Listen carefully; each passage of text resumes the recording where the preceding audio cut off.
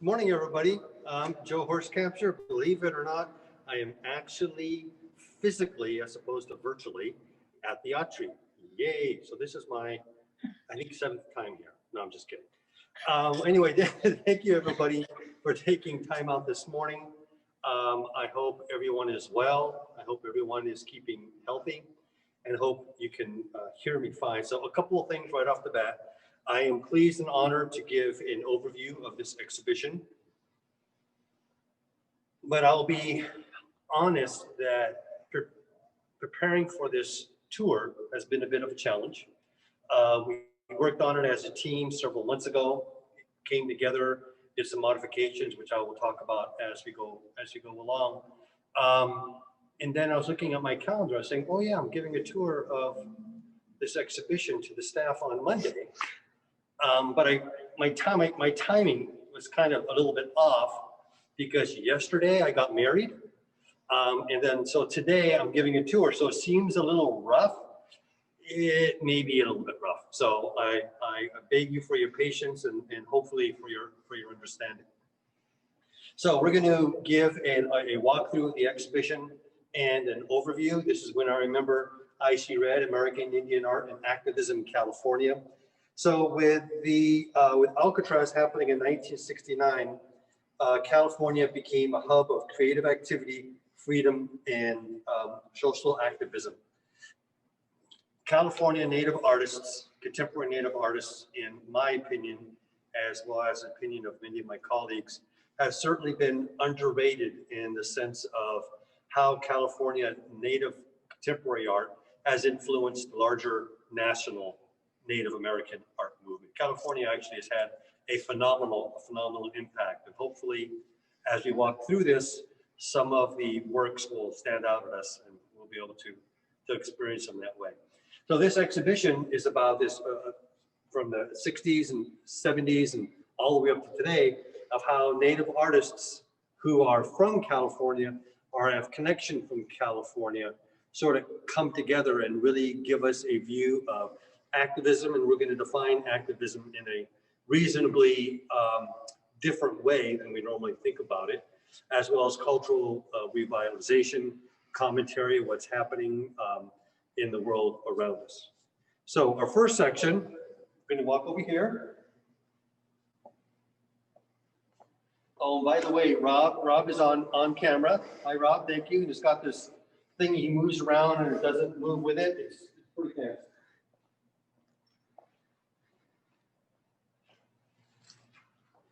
So I'm going to give you a little bit of sort of inside view of how we put the exhibition together and also the exhibition itself. So the exhibition came from the Crocker Art Museum, and it was sort of came as a package.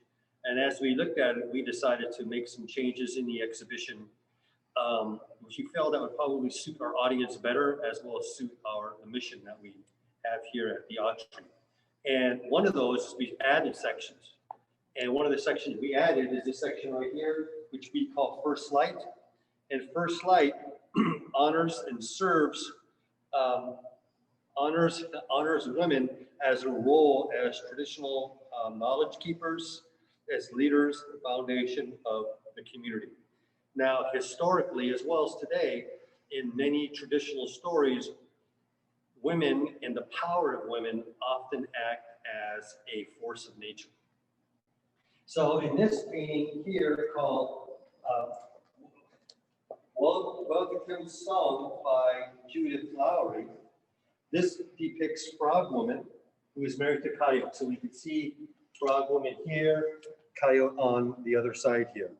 So Coyote plots to kill Frog Woman because she's fell in love with Deer Woman.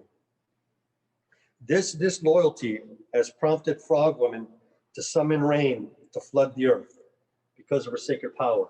And here we can see her hands are up, and she's Frog Woman. You can see how her fingers are wet. We can see the rain coming in. So she's flooding the earth because of this loyalty. And because of the strength of her power, her sacred power, the only way that this can be calmed down is through the mountain in the back, which is sacred. It is erupting and trying to be able to stop the rain.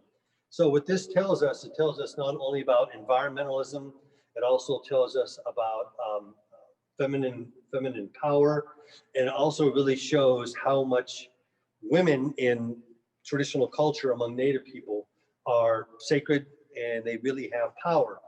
And oftentimes, as I mentioned, power is shown and illustrated in traditional stories as a force of nature. And women have the power that men can never have. Women have the power, the sacred power of creating life.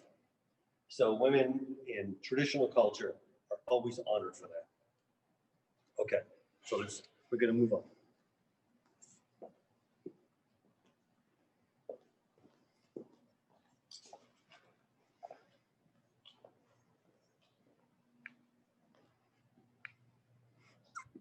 Am I walking too fast? You okay? All right, I can do slow motion too.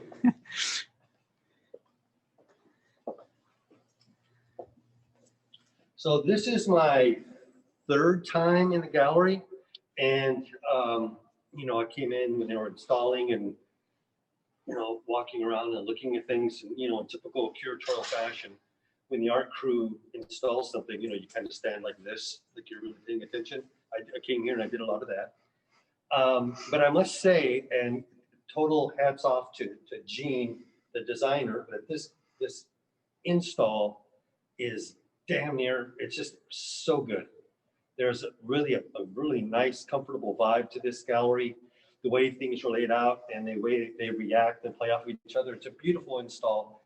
And we are working on a way to have staff come in, and that gets a little technical, so y'all can enjoy it. So one of the things that we added to the exhibition that you're going to see as we walk through, and I'm just going to give a bit of an overview, is it was really important to us, to our team who worked on this, to help our visitor look at these works and activism in a slightly different way. And oftentimes within this context, by the way, I'm going to take my mask off, and just as so nobody is completely shocked, we did check with our in-house team and about this, and they said that I can do this because it's easier to talk this way and you can see me better, as long as no one's in the gallery and it's only Rob and I, and Rob is wearing a mask and we are 6 feet apart, and just by my eye here, I say we're a good 7.5 feet. So I feel like somebody recently in the news and I'm taking that off. I'm not going to go there. Thank you. So one of the things that we wanted to do is we wanted to find real key words and have definitions. So you'll see throughout the gallery is we have the official definition. Here, this comes from Oxford English Dictionary of Tradition. The transmission of customs or beliefs from generation to generation, or the fact of being passed on in this way.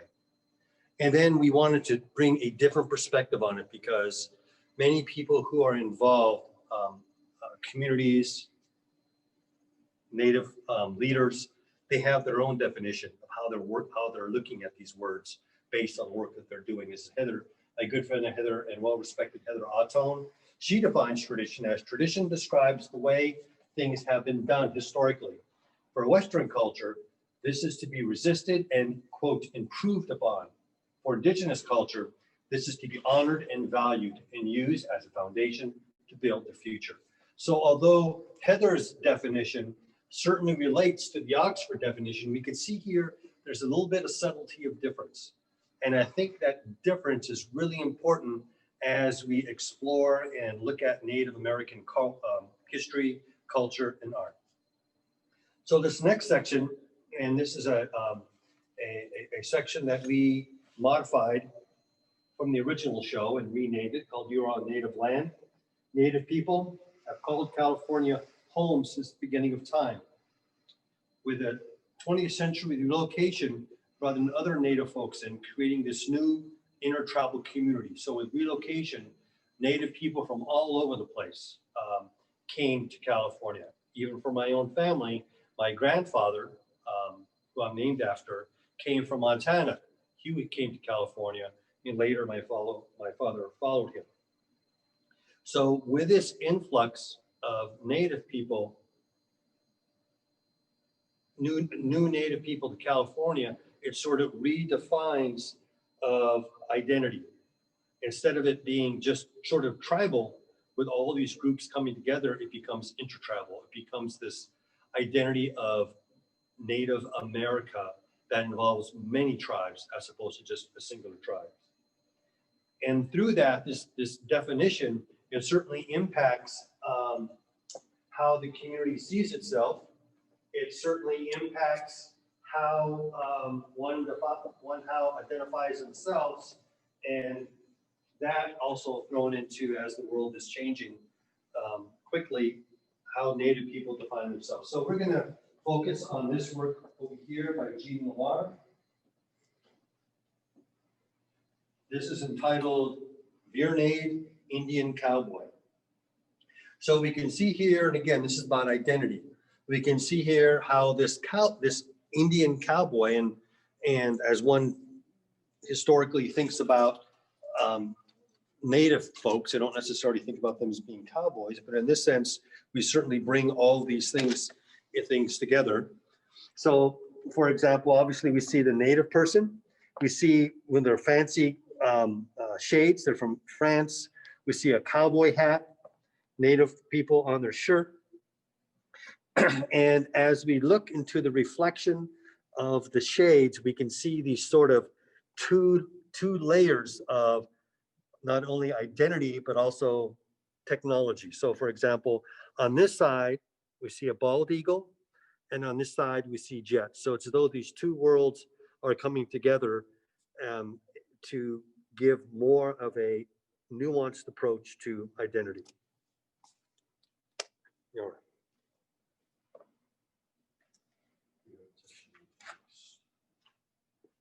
Okay, let's go this way.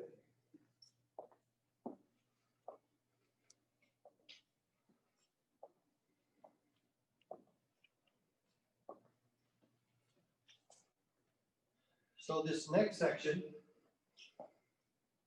and I know it's a little tricky to get a feel for the gallery, so I'm looking forward to everybody being here. It's just called interconnectedness. So interconnectedness is about the environment, it's about the world, and it's about humans.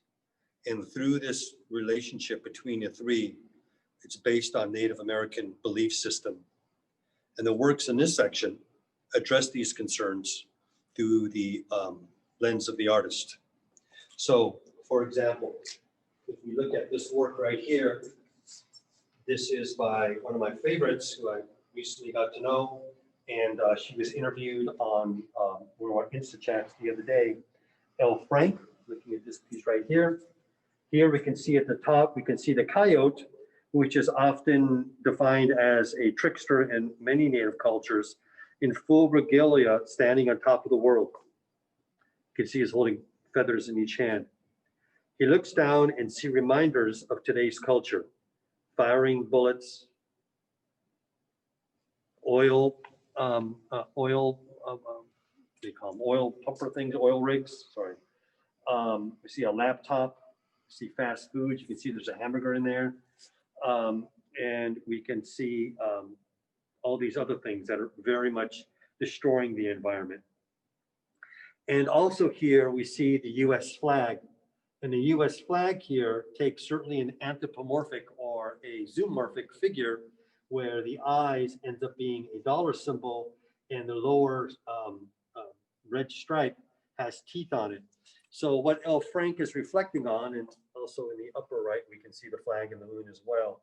What is she reflecting on? She's reflecting on the consumerism and the greed that we often have within our, not only within the United States, but also many part of the world, and how that is very much anti or goes against really traditional Native American beliefs of how you work with the environment and you respect them. Now, in a slightly different tone, we're just going to move over here to the right one here. This is called Rain by Linda Nomoaftua. And this is one of my favorites. This is sort of abstract, but realism at the same time. This, on the very, very top, we see the clouds, and we see these beautifully colored raindrops coming down.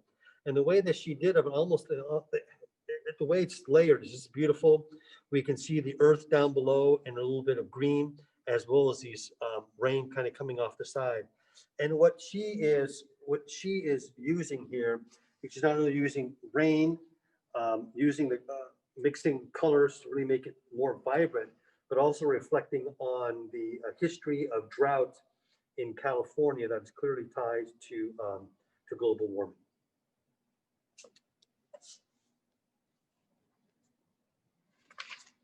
All right, we're going to go over here now.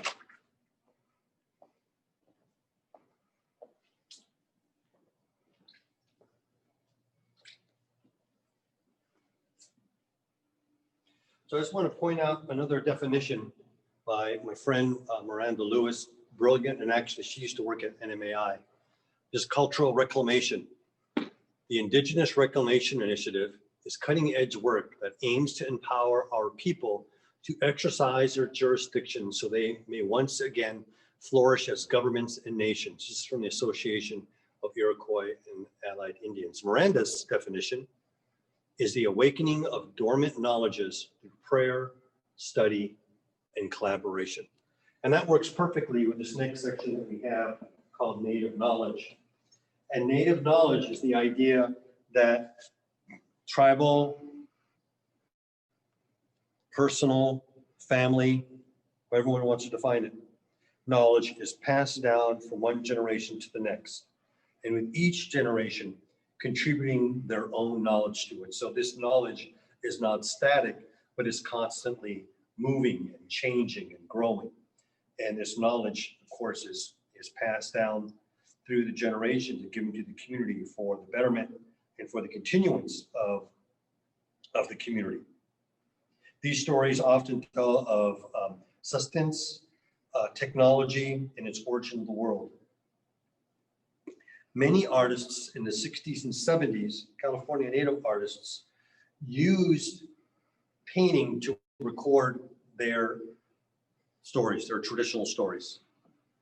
And if we think about that for a minute, oftentimes, historically, these stories are passed through oral tradition. So the mind's eye generates what the story looks like.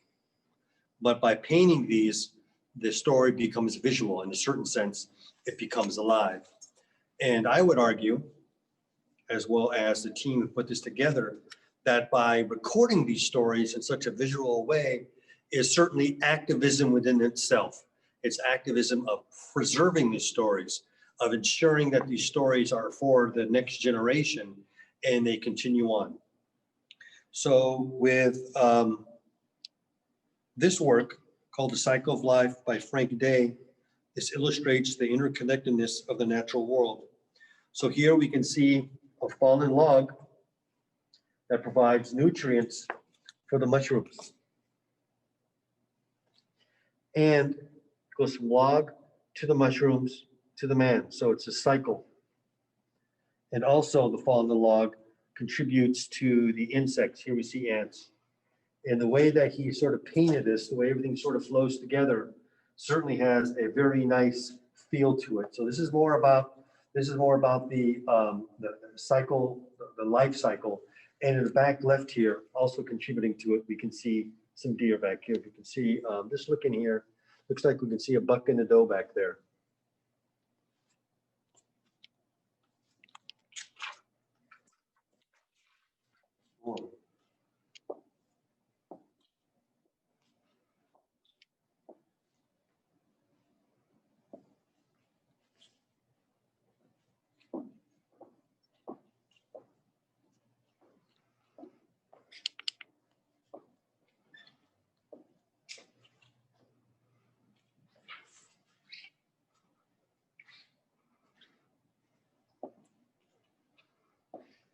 As we move along, you'll be able to see some of the scale of some of these works. They're very, very large.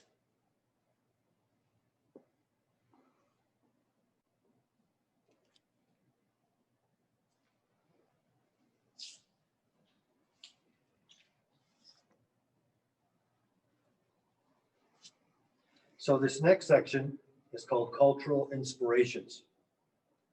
And through cultural inspirations, many artists use designs, ideas, motifs, whatever you want to call it, from their tribe.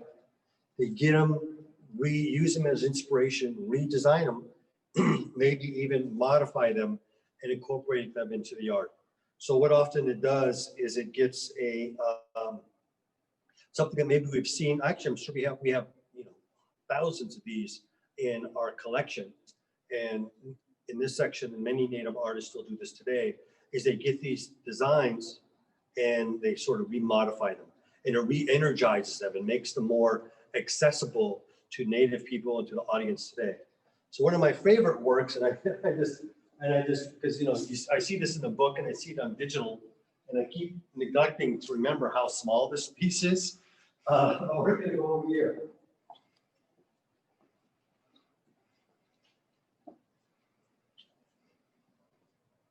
So this is called, let's get as close as we can on this one. So this is called Inner World by Dalbert Castro. So in here, as we look at this, we say, well, it's certainly an abstract painting, which it is. But what it does is actually references an experience of probably the painter. So this signifies or reflects on a Madu headdress. And these black designs we can see here, those are flicker feathers, which adorn the headdress. And we can see it sort of spirals into it. So as we look at this and spend a little time with it, understand that it's not only the flicker feather, but certainly abstract. It certainly gives a feeling of interior focus. And this focus brings out prayer, spiritual inspiration, and heritage. So through this and through the use of color, Castro is bringing all these things together. Influence from his culture, through his spiritual experiences, but also abstraction.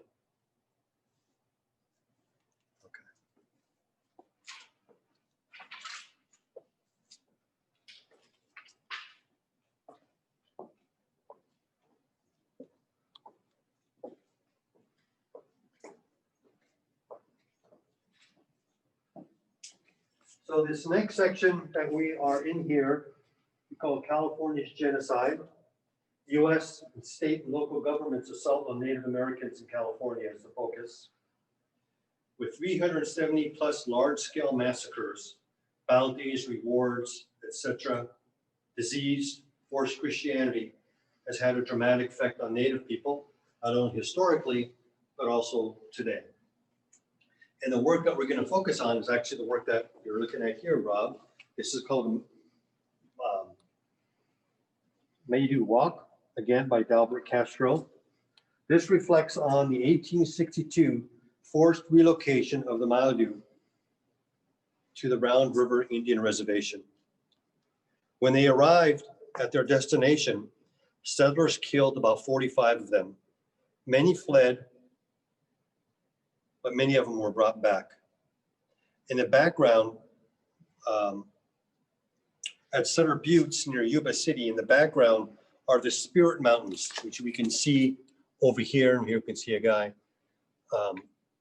ushering the Native folks along. And these Spirit Mountains in the back stand to witness, this is their holy mountain, stand to witness the sadness and criminal acts among Native people. Very powerful painting. Okay, so we're going to go this way.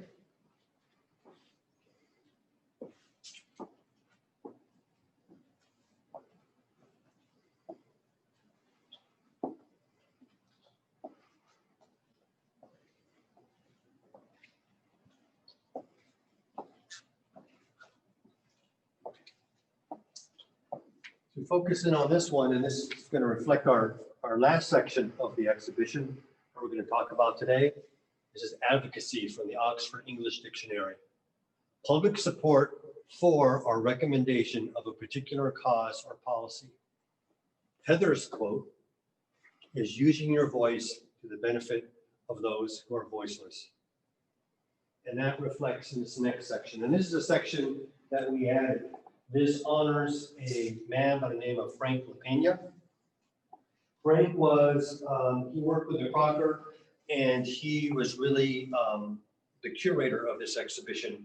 He conceptualized it, put the artworks together. It's unfortunate that he passed away before the exhibition was complete. But one of the things that we felt, the team who put this, our team who worked on this, was to have an opportunity to honor Frank, and this wasn't part of the original exhibition. So through a number of loans from the family, as well as some works that we took out of the version that the Crocker sent us, we created this section. This is The World is a Gift, Remembering Frank LaPena. And Amanda Wixon worked on this section. So we have many of his works. He was known for really not only abstraction, but also really sort of color, popping color. And we can see here his use of the cross that come across in very much of a similar color palette among all these. And within the case, he was not only a painter, but also a printmaker.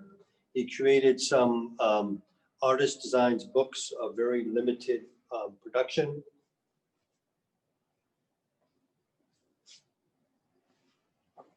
And probably one of the most powerful work is the history of California Indians.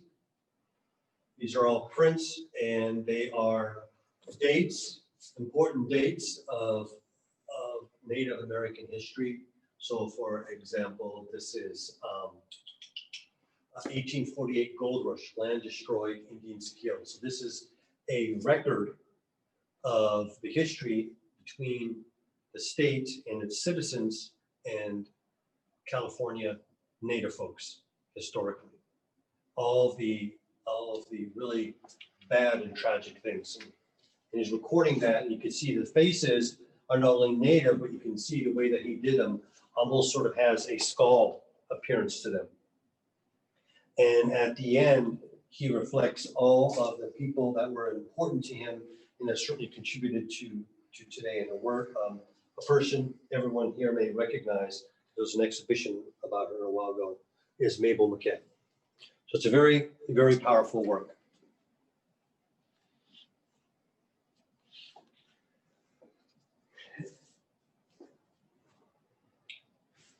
And lastly, North Mountain. This is by Frank. This is one of my favorite works. North Mountain is a sacred mountain. And you can see on top of it, he has a large bird, maybe representing an eagle or a thunderbird. And through this, we can certainly see the importance and power of the bird in its relationship to the mountain. Because through this power, we get the way he did it, the paint sort of runs down. And Rob, if you get really close, you can see that the way he painted it, it has a very graphic and feel to it. You can see it has a lot of texture to it that really brings the painting alive. You can see in the background, maybe it's a sunset or a sunrise, but at the top, like with many Native works that we see not only contemporaneously, but also historically, are stars. So it's certainly some type of visionary event or some kind of acknowledgement that this is a holy scene. So it's a triptych that we brought together, that the artist put together. It's certainly very powerful. So if you take a step back, we can certainly see the scale of it. It's just moving.